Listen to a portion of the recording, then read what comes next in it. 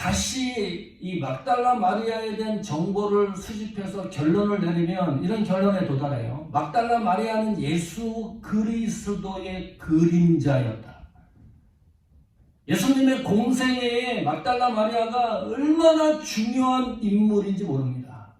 자, 그 막달라 마리아가 예수님이 묻혀있는 무덤을 처음 방문하는 거예요. 그 방문하는 과정을 한번 볼까요? 요한복음 20장 8절입니다. 같이 읽습니다. 시작. 시몬 베드로와 예수의 사랑하시는 그 다른 제자에게 달려가서 말하되 사람이 주를 무덤에서 가져다가 어디에 두었는지 우리가 알지 못하겠다 하니, 막달라 마리아가 무덤에 갔는데 예수님 시신이 사라졌어요. 그거를 목격을 한 거예요. 자, 그러면 우리는 어떤 기대를 해야 돼요? 막달라 마리아에게. 이 정도로 예수님과 지근거리에 있었던 분이니까 적어도 막달라 마리아 입에서 예수님이 부활하셨다, 이 얘기가 나올 것으로 기대를 하는 거죠. 또 하나, 왜 막달라 마리아는 이른 새벽에 예수님 무덤을 찾아갔을까? 궁금하죠. 이 두 가지 질문이 해결이 돼야 돼요. 그런데 여기 보니까 너무 놀래가지고, 깜짝 놀래가지고요, 쏜살같이 베드로에게 알렸어요. 그 예수의 사랑하시던 그 다른 제자, 그 사람은 이 길게 설명하고 있는데 요한을 말하고 있습니다. 요한복음의 저자. 그러니까 베드로가 요한에게 가서 알렸어요. 자, 어떻게 알리느냐를 잘 보셔야 돼요. 주를 무덤에서 누군가가 가져갔다, 어디에 뒀는지를 알 길이 없다, 이렇게 알린 거예요. 그렇다면 막달라 마리아는 예수 그리스도의 부활을 믿지 않은 겁니다. 결정타죠. 믿지 않은 거예요.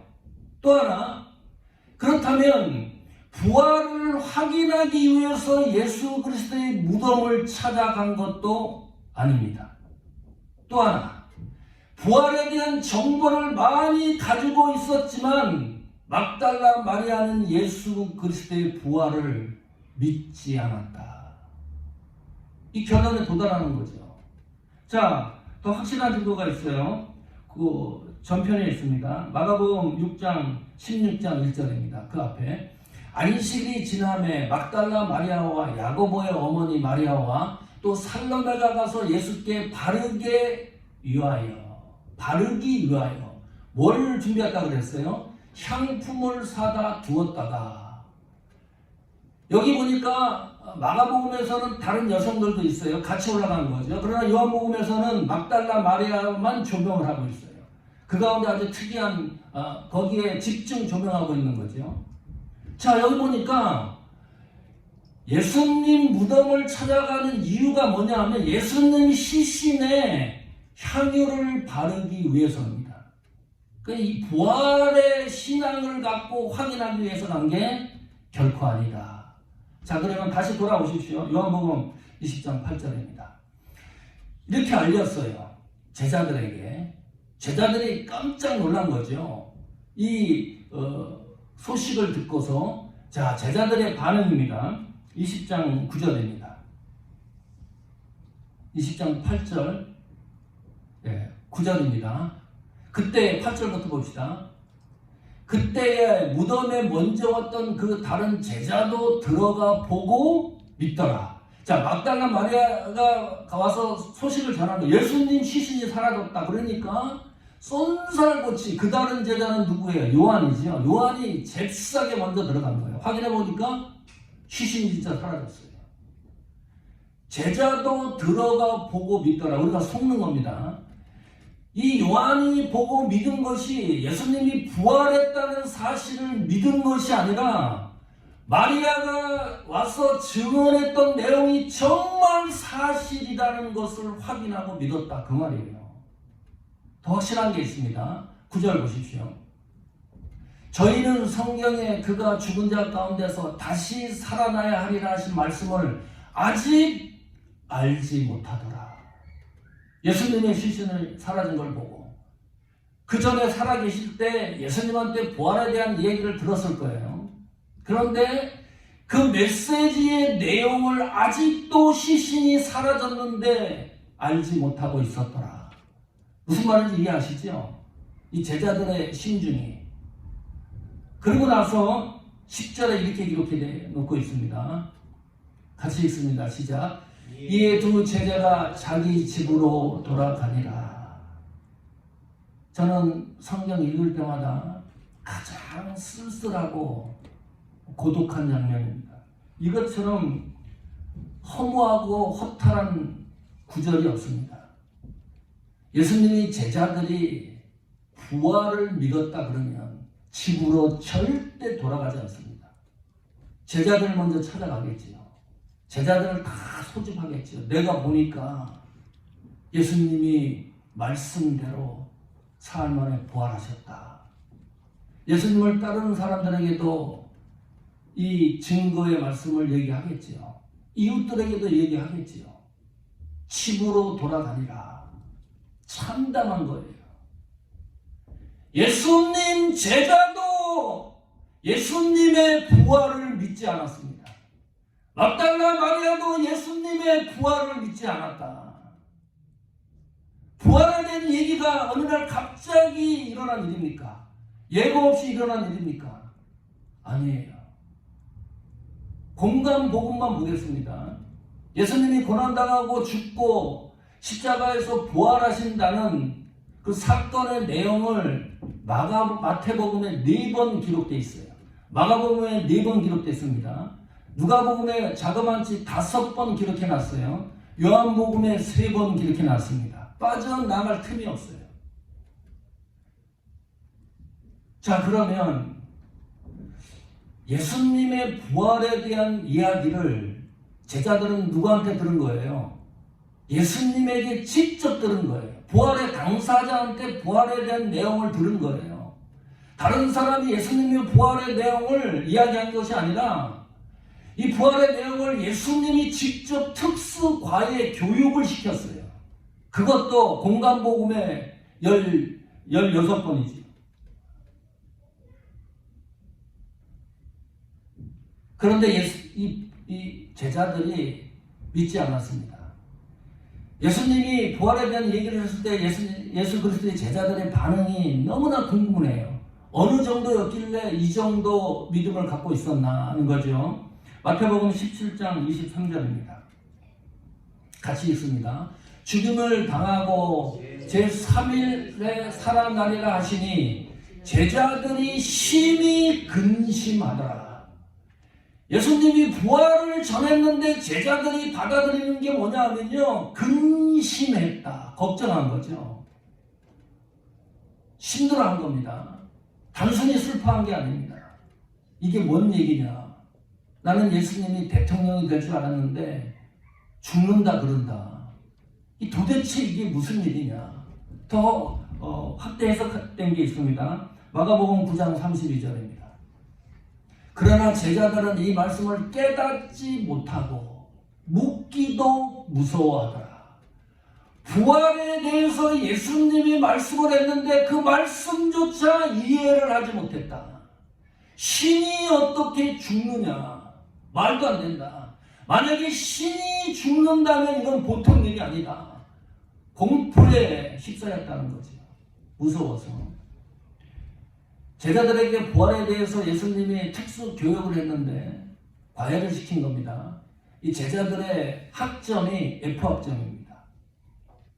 받아들이는 사람이 없었어요. 근심했다. 이해하지 못했다. 무서워했다. 이것이 제자들이 부활의 말씀 메시지를 듣고 나타난 반응입니다.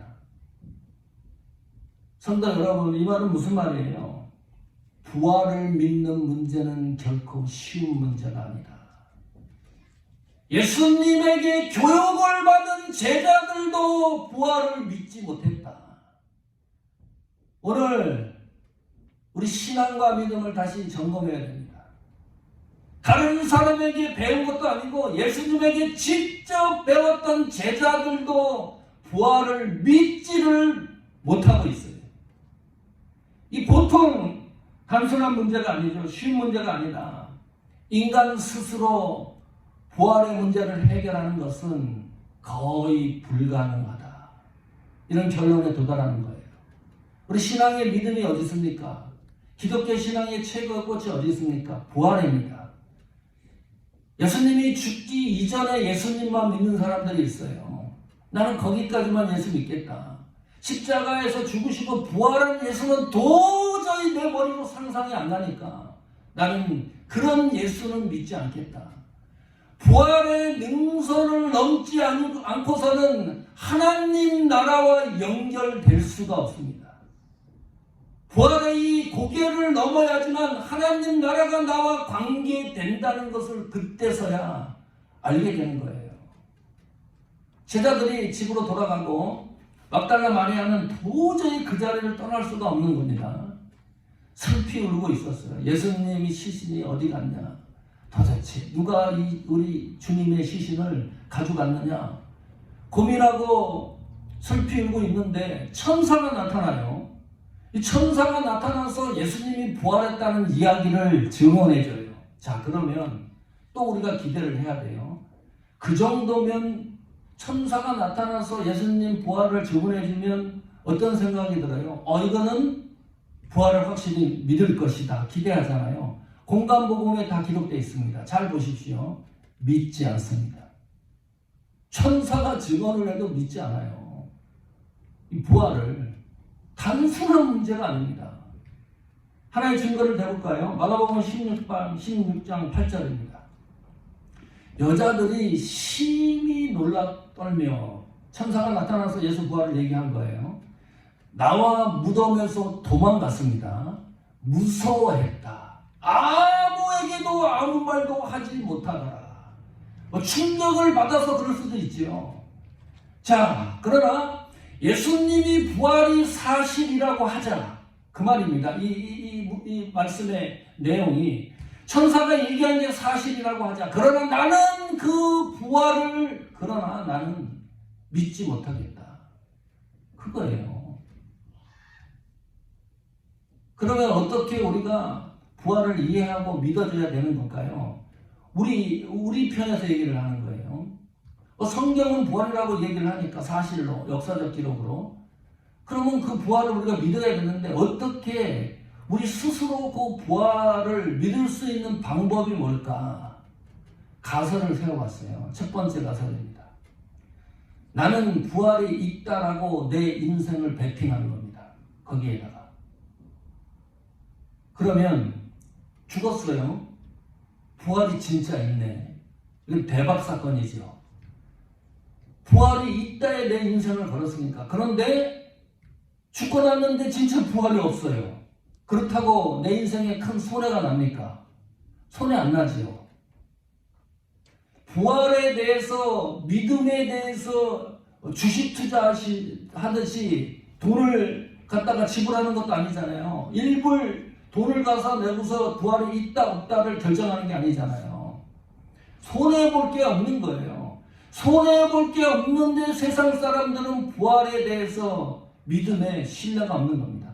인생을 걸려고 하지 않아요. 부활이 있으면 어떡할 거예요? 죽고 난 후에.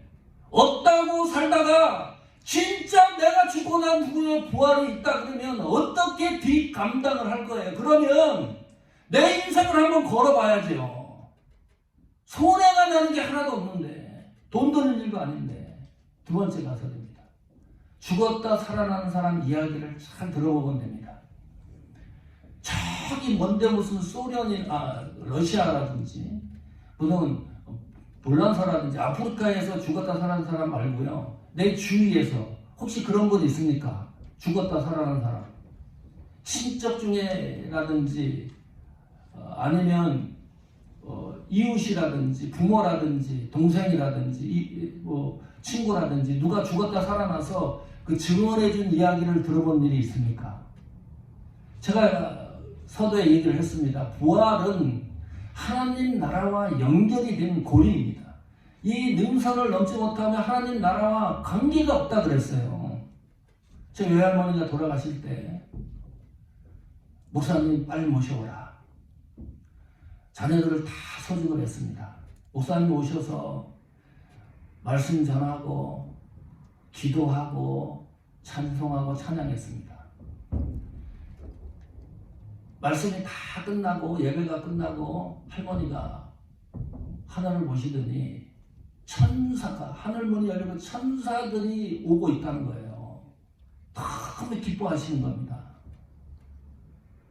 하나님 나라 갈 준비가 완료됐다는 거죠. 그 자녀들에게 교회 생활을 어떻게 해야 되고 그 짧은 시간에 신앙생활을 어떻게 해야 되고 목사님한테 어떻게 해야 되고 당부를 하고 소천했습니다. 외할머니가 자식들한테 사기치는 거 봤습니까? 어머니가 죽음 직전에 사기치는 어머니가 있겠습니까? 아니거든요. 적어도 그때는 진심일 거예요. 거짓말이 아니었을 거예요. 예수를 믿고 살아보니까 죽음 직전에 하나님 나라가 열리고 천사들이 나를 옹이해서 데려가는 그 현장을 목격하고 얘기를 하는 거예요. 자녀들 가슴에 부활은 있을 것이다. 적어도 그 정도 추정이 되는 믿음이 생성되는 거잖아요. 세 번째 가설입니다. 내가 죽었다 살아나면 이거보다 더 확실한 게 없습니다. 혹시 죽었다 살아난 분 계십니까? 초등학교 1학년 때입니다. 저희 집 앞에 호수가 있습니다. 겨울이면 호수가 다 얼어요. 적지 않은 규모의 호수입니다. 1시간 정도 호수를 돌면 1시간 거리입니다. 한 바퀴 돌면. 우리 윗집에 서울에서 놀러온 형제가 있었어요. 중학교 다니는 형 그리고 유치원생 동생이 있었습니다. 어찌됐는지 그날 형은 스케이트를 타고요. 그 당시는 스케이트가 아주 귀한 때입니다. 저하고 서울에서 온 유치원생은 썰매를 타고 얼음 지치기 위해서 호수로 향했습니다. 이 그늘진 데는 얼음이 잘 얼지 않아요. 썰매를 타다가 그 물에 빠졌어요. 호수물에. 얼지 않은 물에. 세상에 물 먹어본 일 있습니까? 물 먹어서 죽기 직전까지 가보신 경험이 있습니까? 물이요. 세상 물을 다 먹는 거예요. 그 초등학교 꼬마 1학년이. 어느 순간이 가니까요. 어느 이제 정점까지 간 거예요. 내가 1학년생도 그런 느낌을 받는 거예요. 내가 이러다 죽는구나. 죽음에 대한 걸 느낄 수 있잖아요. 그 죽음의 선상에서요. 그때부터 마시는 물은 세상에 그렇게 맛있는 물이 없어요. 코카콜라 같아요. 오렌지 주스 같기도 하고. 내가 한 모금 먹을 때마다 맛이 다 틀리는 거예요. 그리고 새로운 세상이 열리는데 내가 상상했던 국민학교 1학년이 상상했던 서울, 나 서울도 못 가봤습니다. 미국도 못 가봤어요. 그것보다 더 좋을 듯한 세상이 펼쳐지는 거예요. 그러다가 필름이 딱 끊어집니다. 내가 그 세상에 들어갔다 그러면 여기 서 있을지 못할 거예요. 부모들이 애들이 썰매 타러 나갔는데 안 오니까 기다린 거예요. 나와서. 내가 부모님을 만나면서 죽었어. 나는 무슨 말을 했는지 그 이유는 잘 몰라요. 두 형제는 죽었습니다. 저 혼자 살았습니다. 어떻게 살았는지 몰라요. 내가 어떻게 살아서 나와서 우리 집으로 갔는지도 기억이 없고요. 내가 그 형제들이 죽었어 라고 말을 하는 것도 저는 기억이 없어요. 저는 그때 초등학교 1학년인데 이거 또 다른 세상이 있다. 믿음과 관계가 없어도 내가 보니까 또 다른 세계가 존재한다는 것을 어렴풋이 짐작을 하는 거예요. 희귀한 거죠. 모든 사람이 죽었다 살아날 수도 없고 내 주위에 있는 사람들이 죽었다 살아난 사람도 그렇게 많이 있을 수도 없고 아주 특별한 케이스입니다. 그래서 부활은 더욱 믿기가 어려운 겁니다. 자, 어떻게 해야 되나요? 이제는 예수님은 부활하셨다 그러는데 어떻게 이 부활이 확실하게 믿어져야 될까요? 어떻게 하는 것이 이 부활이 믿어지는 것일까요? 방법이 있습니다. 내가 예수님을 찾아서 믿어지는 게 아니라 부활하신 예수님이 나에게로 오시면 이 부활의 믿음은 확실해집니다. 그것을 성경이 증명하고 있습니다. 20장 15절입니다. 같이 읽습니다. 시작. 예수께서 가라사대 여자여 어찌하여 울며 누구를 찾느냐 하시니 마리아는 그가 동산지기인 줄 알고 가로되 주여 당신이 옮겨 갔거든 어디 두었는지 내게 이르소서 그리하면 내가 가져가리라. 예수님 시신이 사라진 것을 보고도 부활의 주님을 믿지 못했습니다. 천사가 증거하는 것도 믿지 못했습니다. 드디어 예수님이 막달라 마리아를 찾아왔어요. 얘기를 하는데 알아보지 못해요. 그분이 예수님인지 동산지기인 줄 알았다. 여기에 또 한 번 걸려요. 우리 신앙의 믿음의 수준이 이 정도예요. 우리 인간이 예수님을 부활하신 예수님을 믿는다는 신앙의 선과 믿음의 선이 이 정도밖에 되지 않습니다. 대단하지 않습니다. 우리 신앙의 형태가 이 정도 수준에 머물러 있는 거예요. 예수님이 나타나서 이야기를 하는데도 예수 그리스도인지를 알지 못하고 동산지기로 착각을 합니다. 그 다음 성경 볼까요? 20장 16절입니다. 같이 읽습니다. 예수께서 마리아에 하시거늘 마리아가 돌이켜 시부리 말로 라오니오 하니 이런 선생님입니다. 드디어 마리아가 부활하신 예수님을 만나는 장면입니다.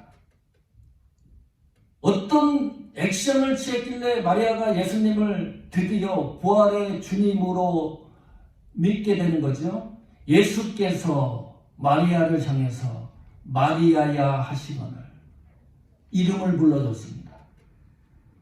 예수님이 나에게로 와서 내 이름을 부르지 않으면 부활의 주님을 믿기는 너무너무 힘든 거예요. 부활의 믿음과 신앙이 뭡니까? 다수적인 게 아닙니다. 대중적인 것이 아닙니다. 꼭 기억하십시오. 나의 구원은 개인적인 산물입니다. 교회 다닌다고 이 공동체가 몽땅 부활의 예수 그리스도를 믿고 하늘나라 가는 것이 아니다. 너무나 죄송한 말이지만 구원의 문제는 예수님이 내게로 찾아와서 내 이름을 불러줬을 때 완성되는 작품이에요. 이 예수님을 만나고 나서 막달라 마리아가 그 순간에 완전히 변합니다. 생각이 변하고 행동이 변합니다. 그 인생의 변혁이 일어나요. 20장 18절 보십시오. 같이 읽습니다. 막달라 마리아가 가서 제자들에게 내가 주를 보았다 하고 또 주께서 자에게 이렇게 말씀하셨다 이르니라. 예수님 시신 사라진 거 보고서 쫓아가서 놀라갖고 예수님 시신 누가 가져갔다라고 얘기를 했는데 예수님 부활하신 예수님을 만난 그 이후부터는 어떻게 얘기를 하냐면 내가 주를 봤다. 그리고 예수 그리스도가 나에게 얘기한 것을 증언하기 시작을 합니다. 담대하게. 부활하신 주님이 바로 승천했으면 어떤 일이 벌어졌을까요? 아마 지구상의 기독교는 존재하지 않았을 거예요. 여러 설들만 난무했을 거예요. 이 정도 역사적 기록인데도 예수님 부활이 지절설, 도둑설, 벼랑한 설들이 많잖아요. 예수님이 부활하고 40일 동안 승천하지 않았습니다. 제자들을 만났습니다. 다수 제자를 만났어요. 500명이 모인 곳에 부활의 주님으로 나타나기도 했습니다. 베드로는 이날 이후로 자기 집으로 돌아가서 거기서 끝난 것이 아니라 옛날 직업으로 돌아갔습니다. 베드로뿐만이 아니고 모든 제자들이 뿔뿔이 다 흩어졌습니다. 부활하신 예수님이 베드로를 드디어 찾아갑니다. 베드로가 변합니다. 성경을 보시면 부활하신 예수 그리스도를 만나고부터 완전히 인생이 바뀌어요. 강력해집니다. 예수님을 위하여 목숨도 두려워하지 않습니다.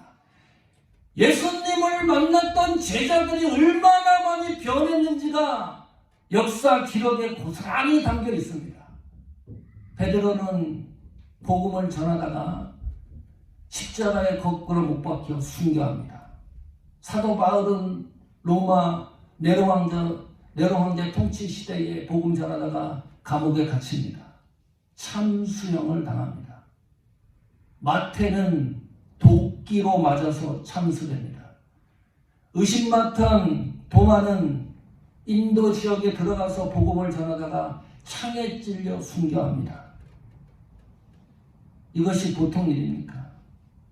빌립은 맞아서 죽어요. 기둥에 달려서 순교합니다. 바돌로메는 피부가 벗겨진 상태로 십자가에 못 박혀 죽습니다. 부활의 주님을 만난 제자들의 여정입니다. 안드레는 X형 십자가에 못 박혀 죽습니다. 알페의 아들 야고보는 성전 꼭대기에 떨어져서 죽어요. 제자들의 삶이 평온하게 죽은 제자가 없어요. 예수님을 만나고 모든 생명을 걸었어요. 부활하신 예수 그리스도를 만났기 때문입니다. 부활한 예수 그리스도를 만난 성도의 신앙의 수준이 이 정도로 되는 거예요. 단순하지 않습니다. 대충 살 수가 없어요. 부활의 예수 그리스도를 내가 만났기 때문입니다. 부활의 예수 그리스도를 만났기 때문에 제자들이 생명까지 던지는 거예요. 이런 일들이 누가 시켜서 됩니까? 시신이 사라졌는데 부활의 주님을 인정하지 않았습니다. 천사들이 나타나서 증언을 했는데도 믿지 않았습니다. 예수님에게 직접 부활에 대해 교육을 받았는데도 믿지 않았습니다. 그런데 부활하신 예수 그리스도가 나에게로 찾아와서 만나니까 모든 것이 변하고 변형을 일으켰습니다. 그 길을 걸어가시렵니까? 부활신앙의 위대함입니다. 성도 여러분, 21세기를 이 세상을 살아가는 우리는 예수님의 시신이 갇혀 있었던 무덤에 가본 일도 없습니다. 제자들이 직접 전한 소식도 들어본 일이 없습니다. 예수님에게 부활에 대한 이야기를 직접 들은 적도 없습니다. 그런데 부활 신앙을 갖고 있다 그러면 내 속에 예수 그리스도가 살아 존재한다는 증거입니다. 다시 한번 결심하십시오. 다시 한번 마음에 다짐하십시오. 내가 가지고 있는 이 부활의 믿음 신앙이 단순하지 않다는 것을 다시 기억하십시오. 하나님 나라와 연결되는 아주 중요한 고지에 있다는 사실을 기억하십시오. 부활의 신앙으로 여러분의 신앙의 역사를 다시 쓰는 은혜가 충만하기를 축원합니다.